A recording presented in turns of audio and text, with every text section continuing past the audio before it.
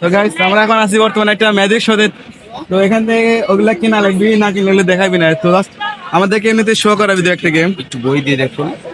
একটা গেম সাদা বইতে দেখা ছবি হ্যাঁ মাঝখানে কি আছে? সাদা। আবার বইটাকে ঘুরিয়ে দিলাম, সাদা।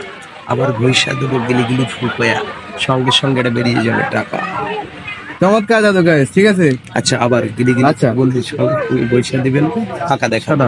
এটার দাম হবে একই। তো গাইস এটা দাম হচ্ছে 120 টাকা। আবার এই যে এটা দেখাবেন, একটা মোটো বক্স, মোটো বক্স, একদম ফাঁকা বক্স।